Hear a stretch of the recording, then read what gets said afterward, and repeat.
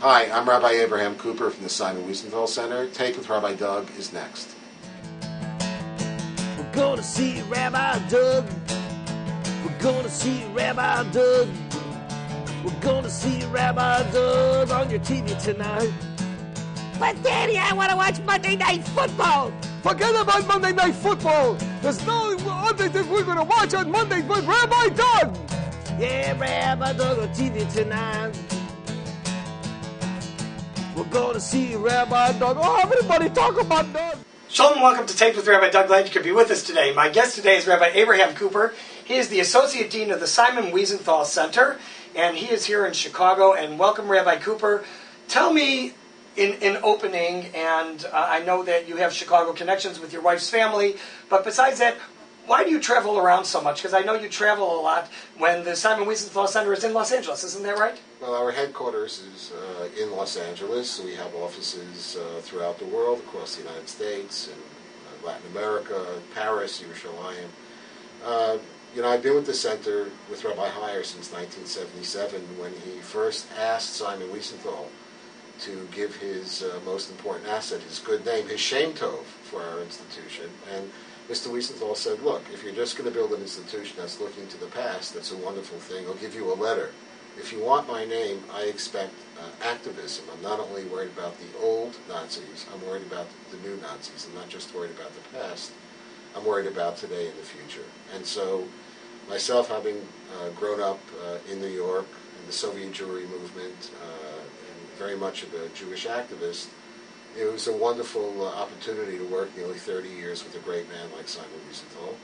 And in terms of the Wiesenthal Center, and my main responsibilities is to try to help build bridges, identify people and groups that we can work with, and also to, in a small way, serve as an early warning system for some of the bad things we have to confront. We're an NGO, a non-governmental organization at the United Nations. For example, in 2001, just before 9/11, I was one of the spokesmen for the Jewish groups at the infamous UN Durban conference in South Africa that has caused many of the problems that we're dealing with today, calling Israel an apartheid state, trying to get universities and churches to boycott Israel, companies to divest from Israel. So I'm very much involved on behalf of the center in a lot of the cutting-edge issues of the day, and that all stems from that first conversation with Simon Wiesenthal back in 1977. Interesting. Now, SIMON WIESENTHal Center, you're called, in the center, you're called the Associate Dean. Now, SIMON WIESENTHal Center isn't a university per se, so what does the title Associate Dean mean within the organization? I'm curious. Well, first of all, on a practical basis, it means that I'm the number two person. I deal with issues of the day. When we first started, we were a small project of a new institution called Yeshiva University of Los Angeles.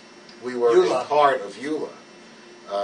What we found out is that as Amcha, as the grassroots of the Jewish world found out that there was a place that was actually going to stand with and for and on behalf of Simon Wiesenthal, the great Nazi hunter and the fighter for justice and Jewish rights, the outpouring of support from all over the world was quite overwhelming. So the child quickly outgrew the parent.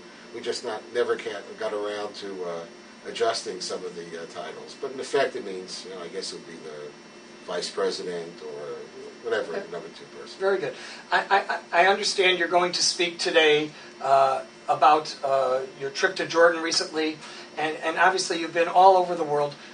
I know it's hard to answer this question, but I always like to ask people who do the type of things that you do, what would you say is the most prolific experience you've had in your position? Well, I find the most interesting thing traveling the world. I'm going to be talking a little bit about my recent trip to Jordan. I've been there 5 times. On Hanukkah this past year, I took 5 Muslim leaders from Indonesia across the state of Israel. Look, in addition to dealing with the bad guys and all the anti-Semitism and the threats of terrorism, we're also experts on how the internet is used by terrorists and hate groups. There's a flip side to all of this, and that is that around the world there's a deep sense of curiosity about who are the Jews? What do we really stand for? What are our values? And I think that if we all did a better job at, first of all, teaching our own kids about what it means to be Jewish. Secondly, living up to those values of caring for our fellow man, of chesed, of loving kindness, along with our unstinting support for the State of Israel. There's a whole world out there of potential support, not only a whole world out there filled with enemies.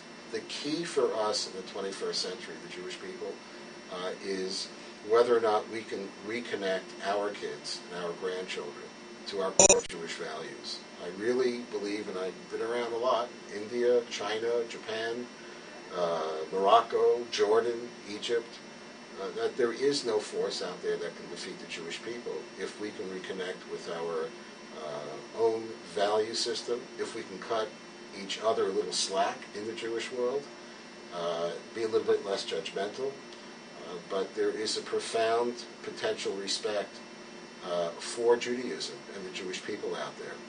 The other side of it is that our enemies, led by Al-Qaeda, by Al Jazeera, these groups, and of course Ahmadinejad in Iran, they did their homework. They know about Jews. They know about Judaism. They do everything they can to poison the attitudes of the so-called Arab Muslim street about Jews, Judaism, and Israel. It's our responsibility to try to figure out ways for us to find people we can deal with in the Muslim and Arab world. And secondly, to use the internet very much the way you do. For example, we have a new website called askmusa.org, M-U-S-A.org. It's in 5 languages, including English, but basically it's to introduce Muslims to who we are spiritually. What is Judaism all about? Right now, the only way you can find that is you go to Al Jazeera or Al-Qaeda, and they rip the stuff straight off of the Nazi worldview. So we have to shift our tactics, but it's not enough to talk about, Jewish values. The most important thing is we need to live them, and when we do, the potential for Kiddush Hashem out there is magnified to the nth degree, and when we don't, well, we know what the problems are when it takes place. Absolutely. Well, as a nonprofit organization that is doing such good work and important work for the Jewish people and for the world, really, because to take these lies and set people straight is the only way that the world will know the real truth. And I just want to, congratulate you and wish you much hatzlacha and success in all your endeavors. Thank you. And stay with us here on Taped with Rabbi Doug. Rabbi Abraham Cooper, in a moment, is going to be lecturing us and telling us a little bit about what he does and about the Simon Wiesenthal Center's endeavors.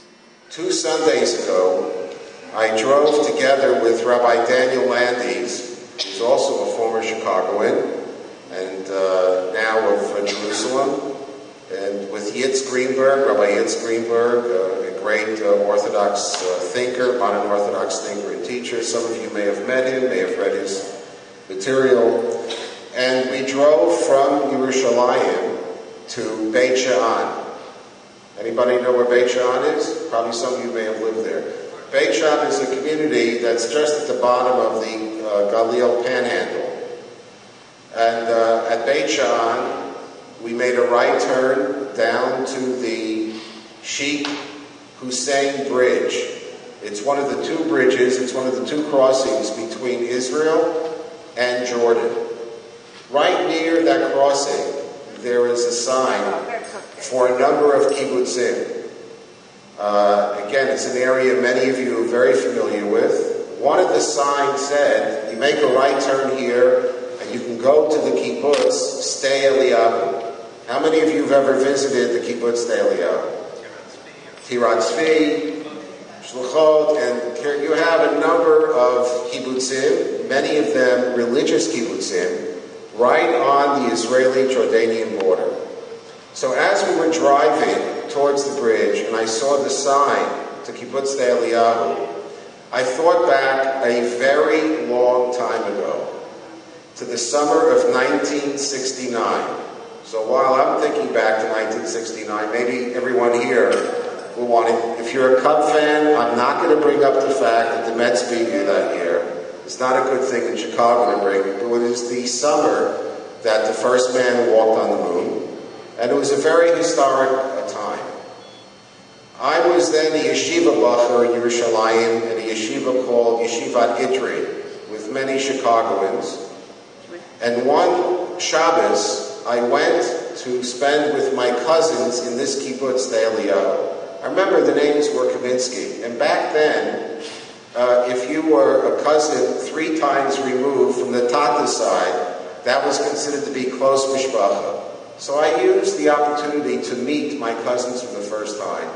A beautiful older lady named Mrs. Kaminsky. I'll never forget the Shabbos. And Shabbos, right after Mincha, I was invited to sit on the porch of their cottage that faced out towards the Jordanian border.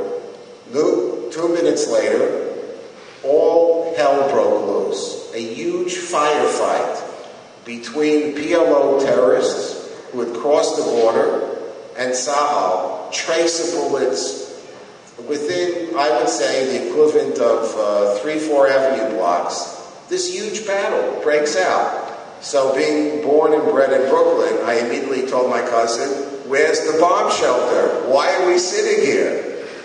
And this wonderful lady says, "What's the matter with you? What are you worried about?" I said, "With the greatest of Derech Eretz, there's a fight going on. There's shooting, there's bullets, there's bombs." She says, "What are you worried about?" I said, "What are you worried about?" "I'm worried that maybe they're going to come and get us." She said, "Listen, you're a young man, so I want to tell you a story.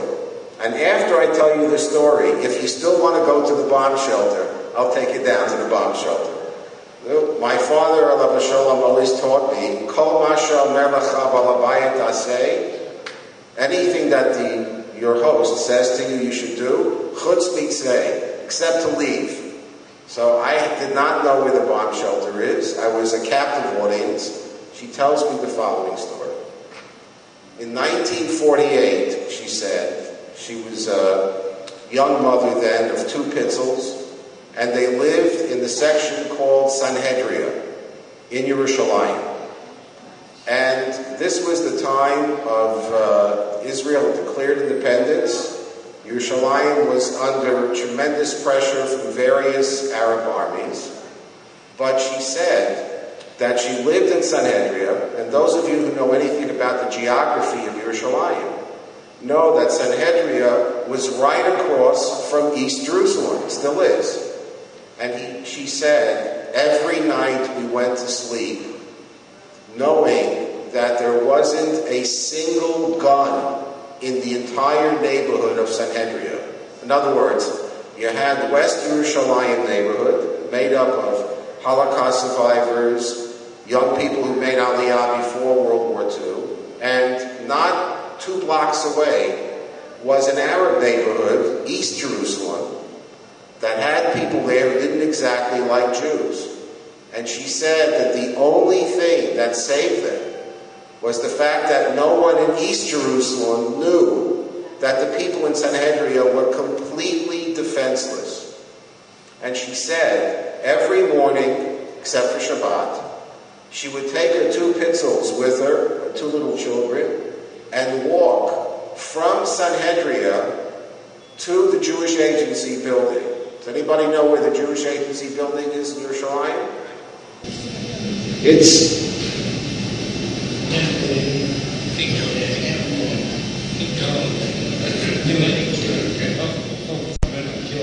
right, it's on King George, just before it turns into Keren HaYesod.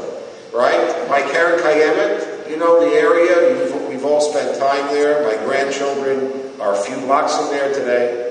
But then she said I would walk, and she said that I would walk and wait online. What were you waiting online for? There was a list of available apartments in West Yerushalayim, in the western part of town, further away from the Arab neighborhoods. And the only way that you can transfer from where you lived is you had to go to the Sochnut, to the Jewish Agency, wait online, and if you had enough mazel, eventually you can transfer from Sanhedria to West Jerusalem. And she said that when she walked, every day the Jordanians were sending over mortar shells. So you were walking under fire from Sanhedria to the Jewish Agency, waiting online until you would hope that they would have an opportunity to move to a safer area. So this was her reality. A mother with 2 little kids, neighbors who wanted to shecht everybody there, walking under water fire every day to see if she can move. And I'll never forget what Mrs. Kaminsky said to me. She turned to me and she said, "Nu, Rabbi Avraham, today?" I said, "What are you worried about? This Tzahal is out there. They're fighting against the PLO. It's Shabbos afternoon. I'm out here to take a little bit of a relaxation. I have absolutely nothing to worry about. Tzahal will take care of me." I actually had forgotten that story for a very, very long time, but it's a very good introduction, and I'm sure everyone here has their own special story about Eretz Israel. I spent a lot of time with non-Jews, Muslims. I brought Hanukkah time 5 Muslim religious leaders from Indonesia to Israel.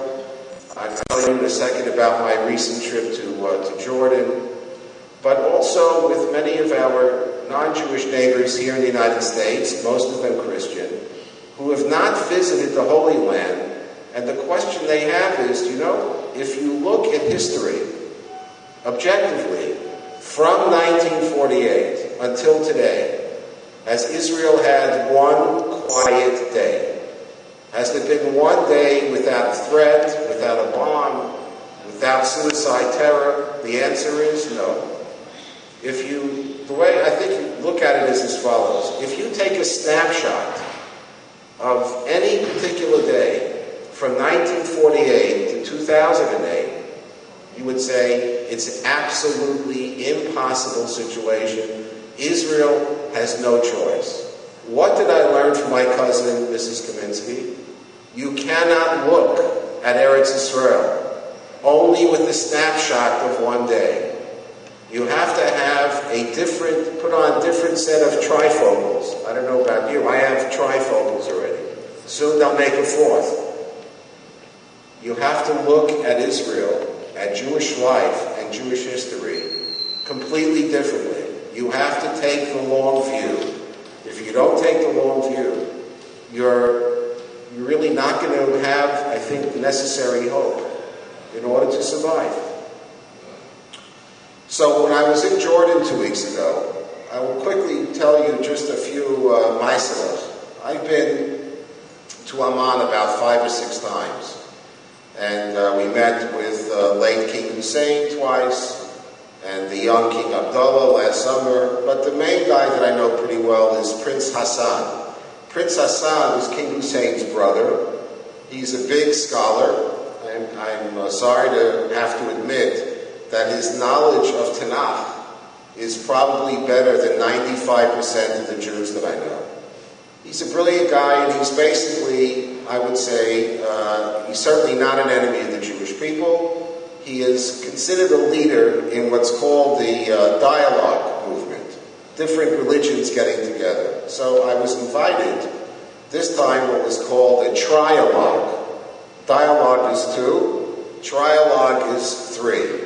So there were Christian leaders, Muslim leaders, and Jewish leaders, along with some physicians and some business people for 4 days of discussion.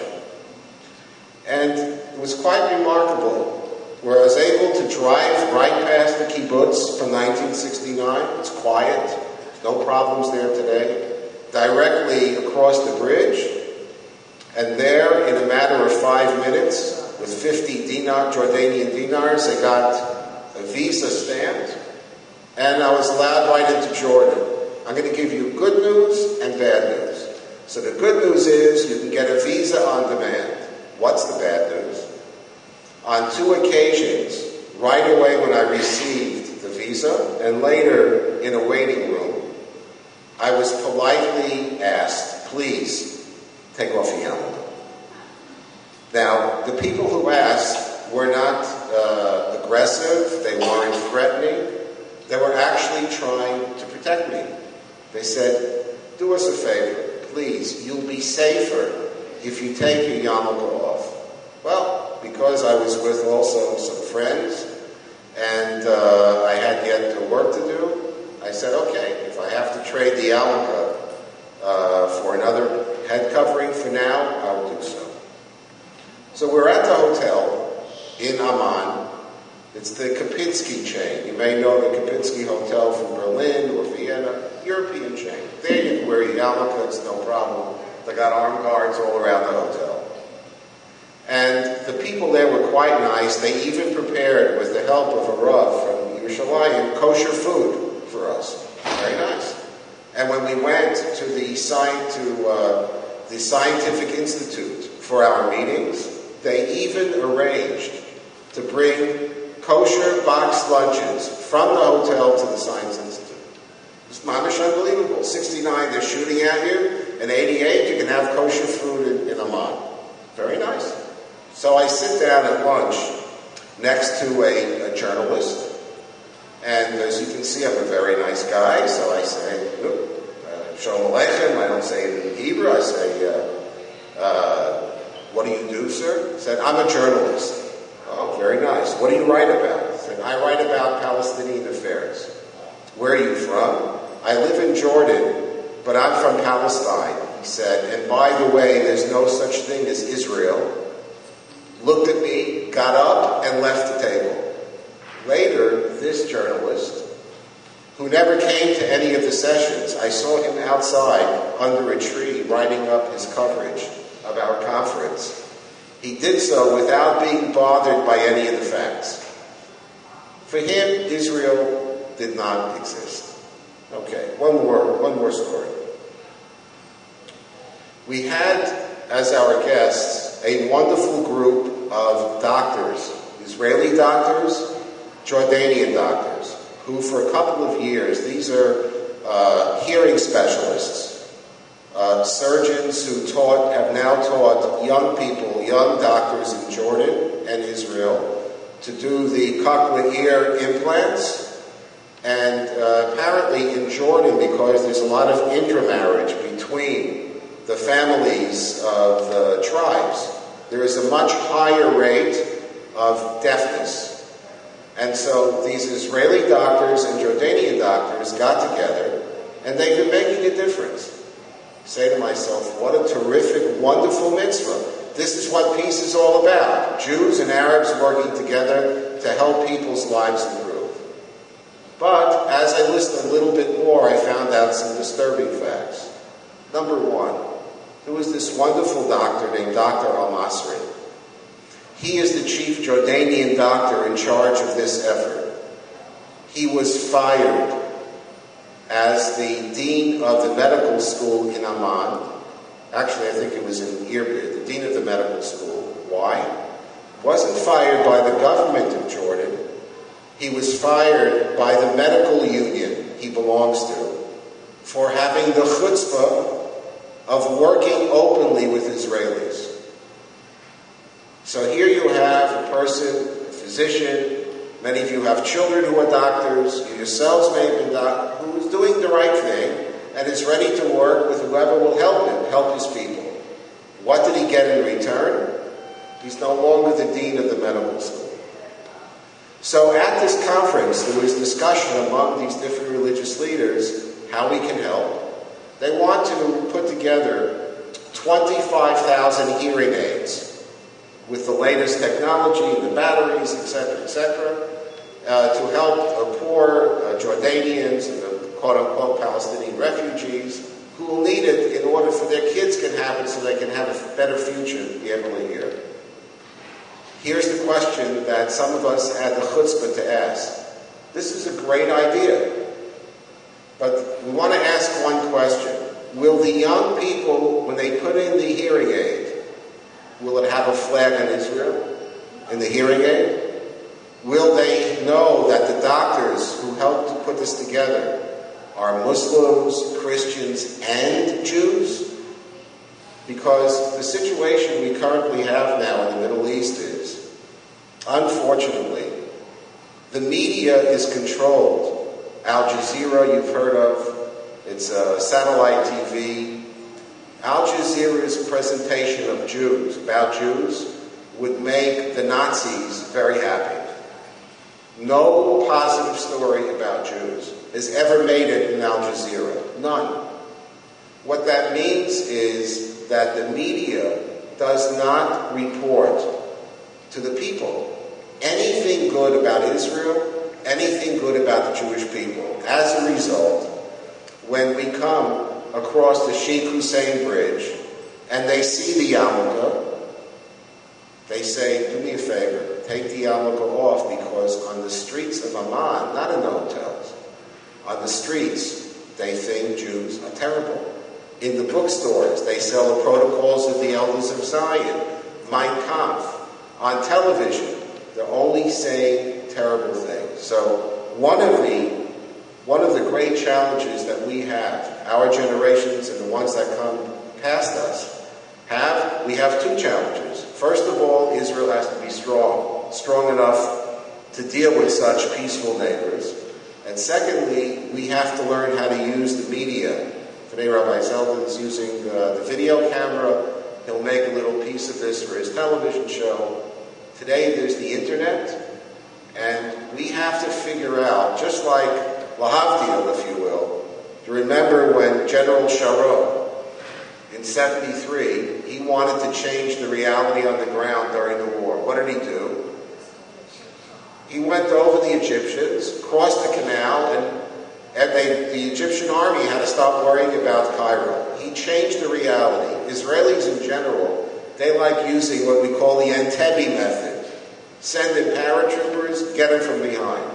Today, the Jewish world has to be able to start using the new technologies, the internet especially, in the language, the Mamalushin, that the people need to hear about. What language would that be? In Jordan, Arabic. In Iran, Farsi. In Pakistan, Urdu. In Indonesian, Indonesian.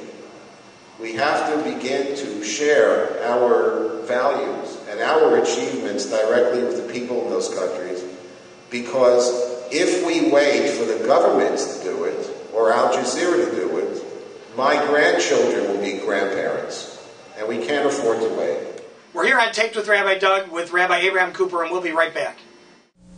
This little light of mine, I'm gonna let it shine. This little light of mine, I'm gonna let it shine. This little light of mine, I'm gonna let it shine. Let it shine. Let it shine. Let it shine. In these turbulent times, let us not erode our liberties, for they make America a beacon of hope for all to see. Let it shine.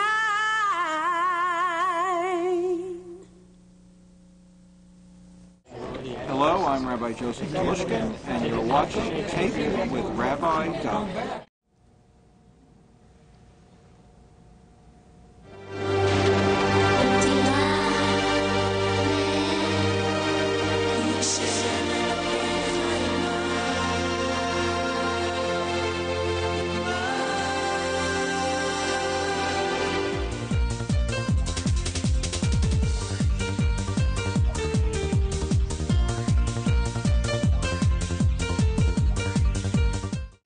Welcome back. I want to thank Rabbi Abraham Cooper, the Associate Dean of the Simon Wiesenthal Center, for being with us today. And if people want to find out more about the Simon Wiesenthal Center, where can they look on the internet? Well, they can go to wiesenthal.com, that's WIESENTHAL.com, and they can sign up for our e-blasts and get a perspective and a leg up on breaking trends and on issues that we all care very much about. Very nice. I want to thank you again for coming. Thank you for being with us. Remember, check out our website, www.tvrabbi.com, where you can find out more about our guest, find his link, and you can also watch our show on the web. If you want to drop us an email, you can drop me an email at info@tvrabbi.com. I'll be happy to forward it on to Rabbi Cooper, and I'm sure he'll get back to you. Thanks for being with us. Remember, we're on every week at this time. Hope to see you next time right here on Taped with Rabbi Doug. Shalom, everyone. Gonna see Rabbi Doug on the TV tonight. This has been a Taped with Rabbi Doug production.